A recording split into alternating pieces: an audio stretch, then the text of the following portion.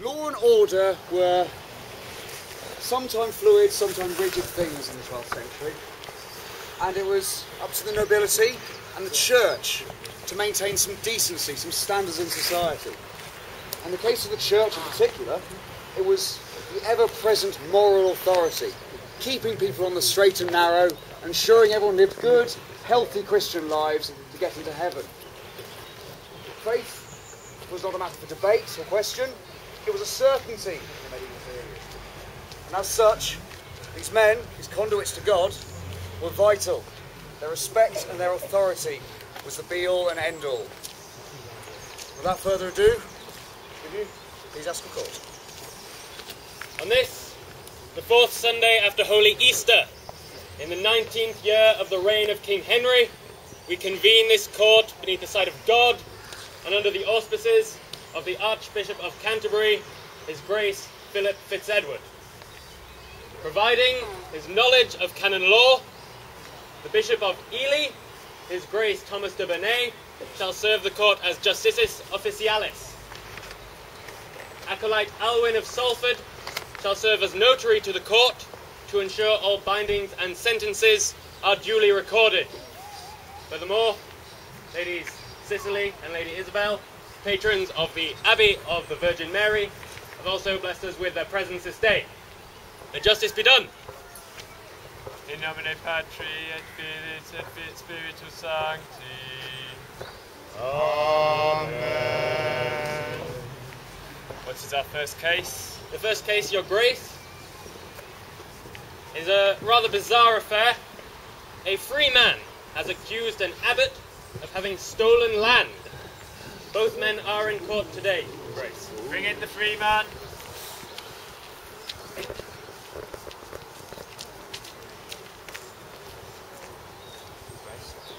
What seems to have happened? Well, my lord, I have lived on my little plot of land all my life. That is where I was born, it's where my father was born and his father before him. But not a month ago, the Cistercian monks have turned up and they began taking over my land. They said that they have a charter and the land apparently belongs to them, so they started to ruin my harvest. Do you have any evidence for your ownership? Evidence, Your Grace? It's where I was born, it's where I've lived for my entire life. Thank you. Do we have the abbot? Bring him in.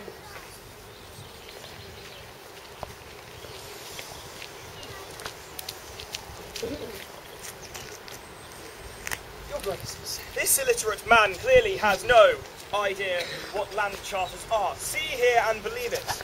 I have a charter from my abbey declaring that this land belongs to my abbey and has done since the reign of the old king. This man can't even read or provide evidence. It's a little bit damp, Abbot. Well, it was raining on the way here, Your Oh, Grace. I see. Hold! Does it? Hold! Your Graces, I beg your leave to be heard. Yes. Your Graces, Address your the court, sir. My name is Sir Robert de Lacy. I have the honour to be the legal advocate of His Lordship, the Earl of Chester, the feudal overlord. Yes, we know, we know. Yes, yes. Of course you advise, my lordship. My What lords, is your- Your Graces, I protest a grievous injustice is being done here. Wait, may I examine the charter that Father Abbot has produced?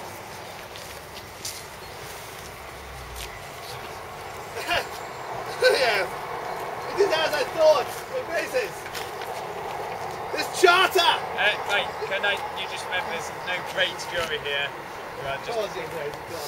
This Thank you. charter is not worth a scrap of parchment it is written upon. It is a forgery and a fake. And furthermore, Your Grace, I can prove it. Nice and quickly. You see here at the bottom, the charter is witnessed by one Philip of London, High Sheriff. Yes? On the first count, Your Grace, Philip of London was 3 years dead when this charter claims to have been written. And furthermore, Your Grace, I humbly submit that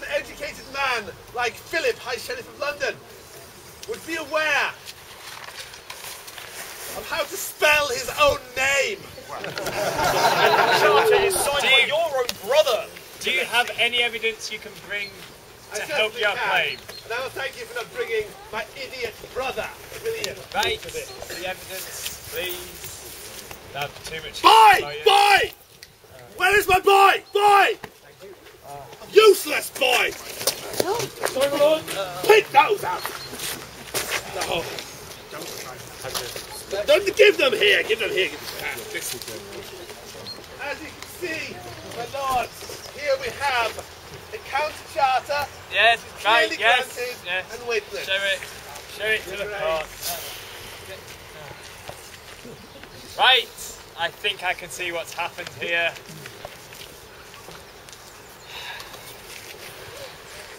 Faking charters, trying to take land.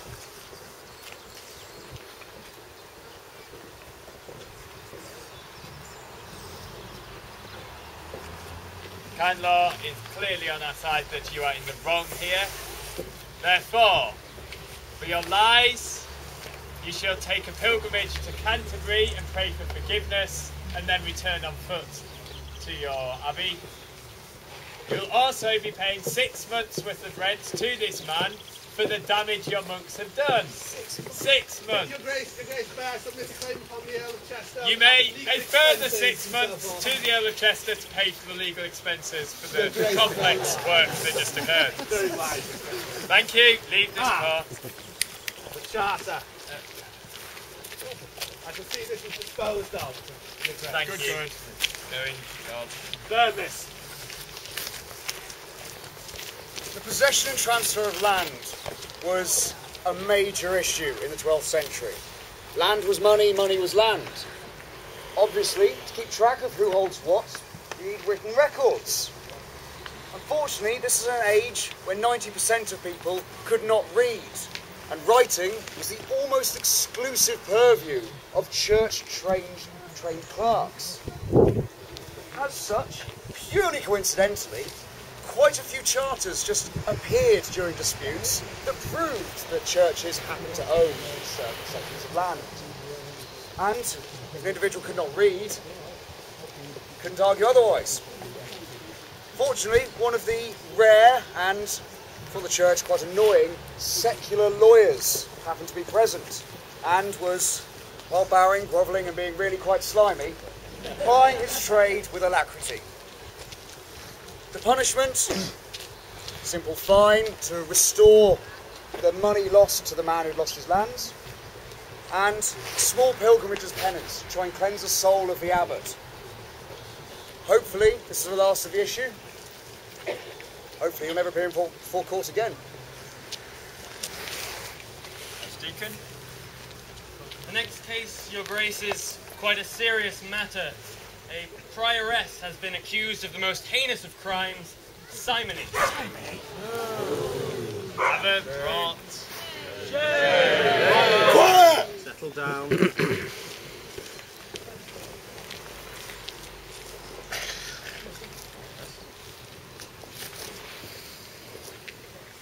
You look guilty. What have you done? Your Grace, my priory was on the verge of starvation. We had many blessed artifacts that the pilgrims seemed willing to pay for. We've heard this a lot before. The money was Quiet. You had blessed artifacts and you sold them to pilgrims. Yes. Why? Again, we were on the verge of starvation. What was I to do for my novices, my sisters? You don't look To like you're die? starving. Well, not now. I've Which sold diocese everything. are you in? Diocese of Ely, my lord. Ely, it's my diocese. I do not starve my monasteries. As you say, Your Grace. Well, this is very serious. I didn't see the harm in it, You Your Grace. didn't see the harm. The harm is manifold. You have harmed yourself by breaking your vow of poverty. You have harmed your diocese through its reputation. You have harmed the pilgrims through your misuse of them and your taking of their money. to restore this. First, the monies taken in this simony will be given to the Diocese of Ely. It's a very good idea. I will put it to better use for the church. I expect so. In addition, you clearly have held too much stock in earthly goods. This must be purged from you. This is a rot in the heart of the church that will be removed. It will be removed from you through the mortification of your flesh. You shall be taken and immediately scourged, not more than 39 times. Archdeacon. I'll see to it personally, Your Grace.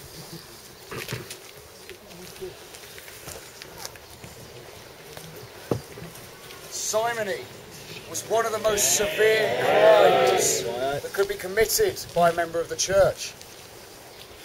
On a technical level, it was selling anything that was in the church's gift for personal gain. Be it he's selling blessings, selling relics, real or fake, or indeed selling land. Many who entered the church took a vow of poverty. And this vow was sacred, must be maintained for integrity. The punishment of 39 lashes was not an arbitrary number chosen by His Grace. It was done in the belief that 40 or more could result in death. This is punishment, not execution. Your Grace, the penitent has fallen unconscious. Wait for her to wake up and then begin the punishment again so she gets the full weight of her crime. Yes, Your Grace. As I say, not a death sentence, so His Grace is being lenient. Let's hope nothing more serious comes along. So our next case. The next case, Your Grace, I'm afraid, is much more serious. Serious than simony? Indeed, a priest in the church has been accused by one of his flock of having broken the seal of confession. Do we have this person that... The young woman, though very distraught, has come to court today, Your Grace. Have it brought forth.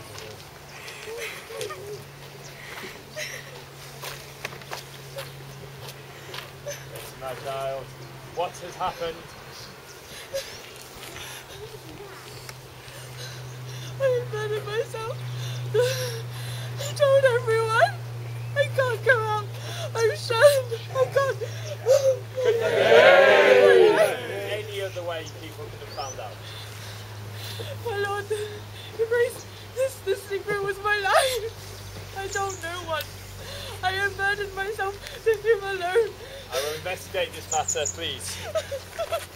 We need to see the priest to see. Bring in the priests. Can't believe the priest would do this. My Lords Archbishop.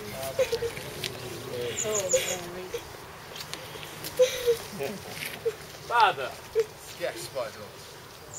what say you to this very serious accusation? I, my Lord, would never, ever dare to break the seal of confession. You call with yourself God a holy as man. my witness. I would hope that none of my priests would break the seal of confession, for it is too serious to comprehend. I agree, my Lord. As you say, God is your witness, and we can solve this. Unless he has witnesses to prove that he is guilty. The woman clearly must have told somebody else in her immediate family. It's given me an idea. We can settle this before God. I welcome it. Bring forth the relic of St. Wilfred.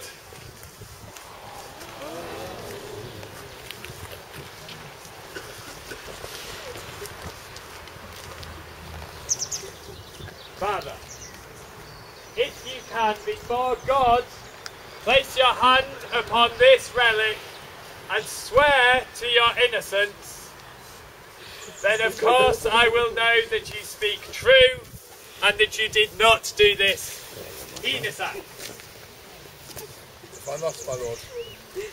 Grace God, swear your innocence.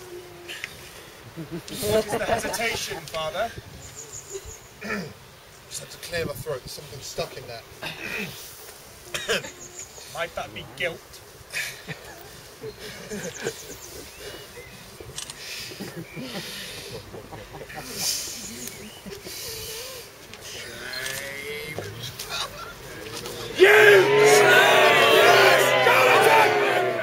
The seal of confession!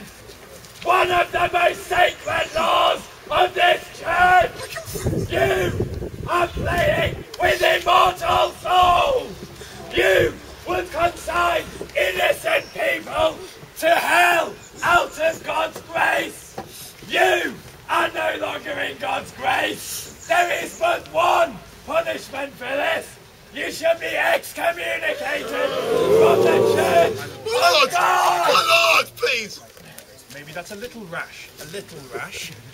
I know it's a hateful sin, and maybe something a little bit more lenient in this case. Maybe he can help you out in some way.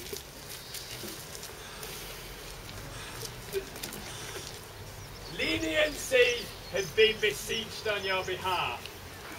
And thankfully for you, I have learned the lessons from God, and I am merciful. The first part of your punishment, you shall be stripped of all rights of priesthood.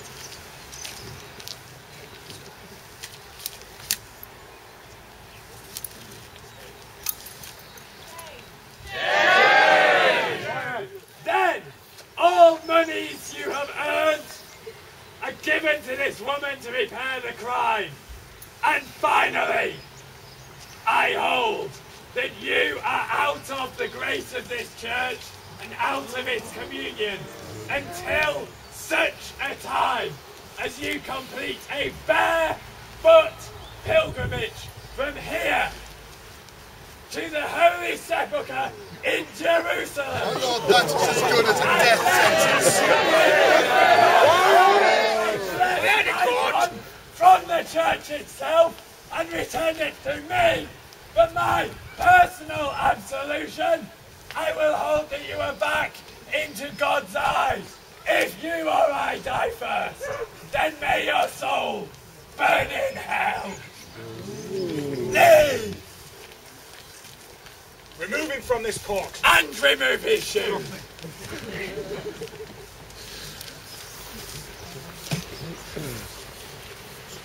As you can see, the church took the breaking of the seal of confession very seriously. Most of that was fairly self-explanatory and very angry. One of the key ways of testing for guilt was to insist that the accused swear their innocence upon a holy relic, be it a bone or an item of a saint or an apostle, an item physically connected to God in some way. There was a belief that to swear an oath upon God or upon Christ or any of their saints was to entreaty them bodily. And if you lied while swearing oath, there was a fear you'd be struck down there and then. If you lied upon God, to hell you went, eternal damnation. This man would rather run barefoot from Shropshire to Jerusalem and back than risk incurring the wrath of God. Anyway, hopefully things can calm down now.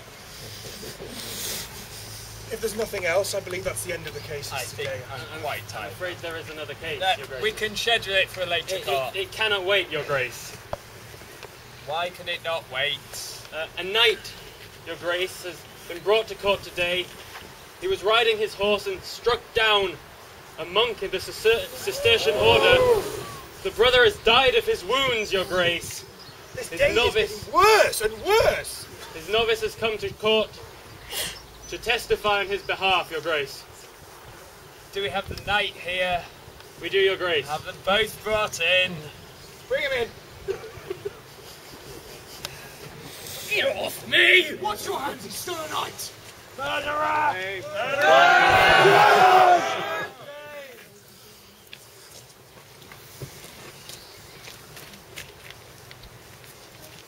Sir Knight, what's your name?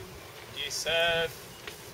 Sir Henry Lenoir, Fitz Edward House.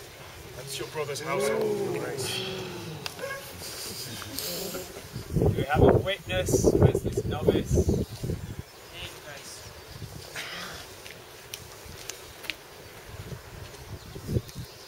What did you see happen? We were crossing onto a road. His horse came down. Brother John was helping me lift me up. His horse ran him over. He didn't give a second glance. Liar! I don't lie! You know it! Monks, do not jump! This one did! Can you prove this monk jumped under your horse? Can you prove he did not? I can prove that you're a knight and should be able to stop your horse.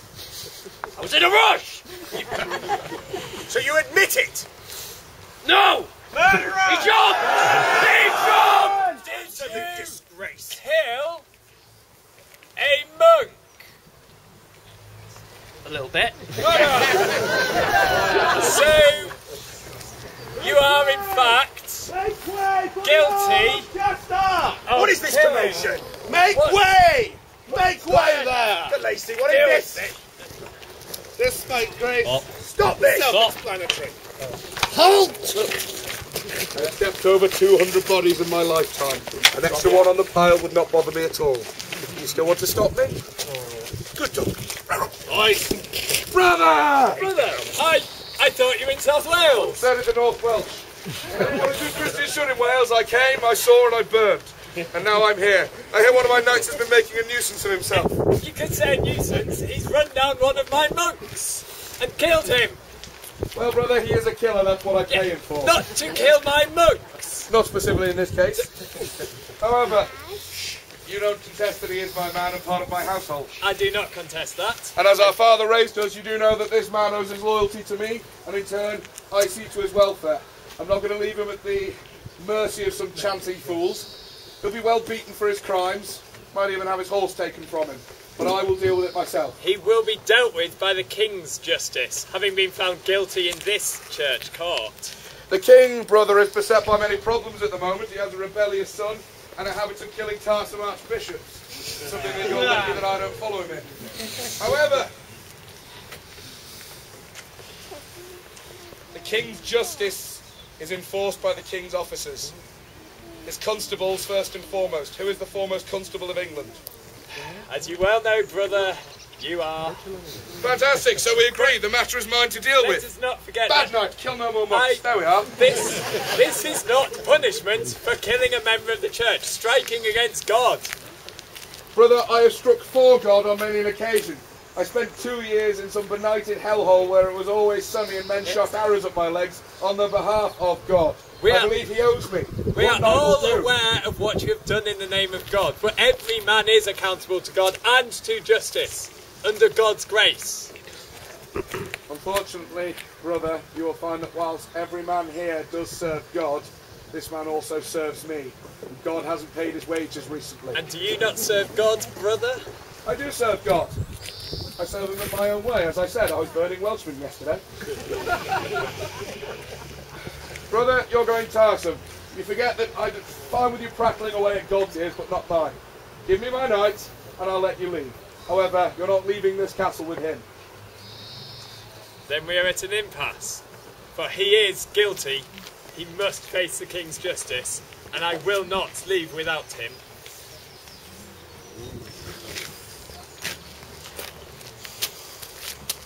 I'm always reminded that you're only my half-brother, and our father is dead. It'd probably shame him even now in heaven to see me kill you, and I would feel somewhat guilty. That's the only reason you've denied me what I've asked for and you're still standing, clergy or not. However, a solution does present itself. God, you believe, acts on behalf of men all the time. You believe in trial by combat? I do. Can you find a champion for this dead monk of yours? As all knights are good Christians, easily. Brother, if all knights were good Christians, they'd be of no use to me. You find yourself a champion. My knight will stand trial by combat. I say he's innocent in this matter. Your monk threw himself in front of the horse.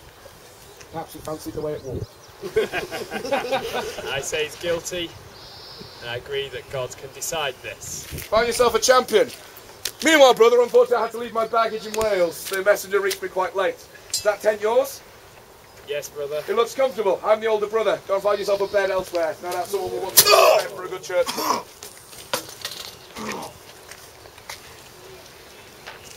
You? Get yourself in there.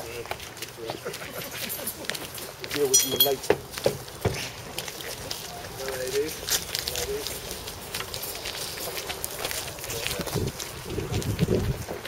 The course of justice does not necessarily run smooth. Personal interests, family feuds, it all cause things to go a bit squiff, to be honest. However, without any further bloodshed, Earl Daniel Fitz-Edward and His Grace Archbishop Philip Fitz-Edward have agreed to a trial by ordeal, in this case a trial by combat.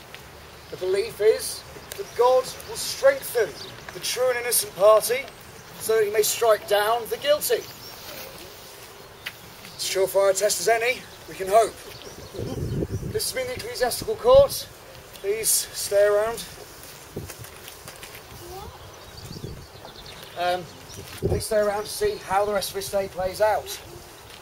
Please wander around the encampments. Speak to our members. Speak to everyone from all walks of life. Find out how they live. If you wish to learn some of the archery, down below the walls, you can have a go. Children, adults alike, or children of all ages, if you will. But spread and enjoy your day. Thank you very much, ladies and gentlemen.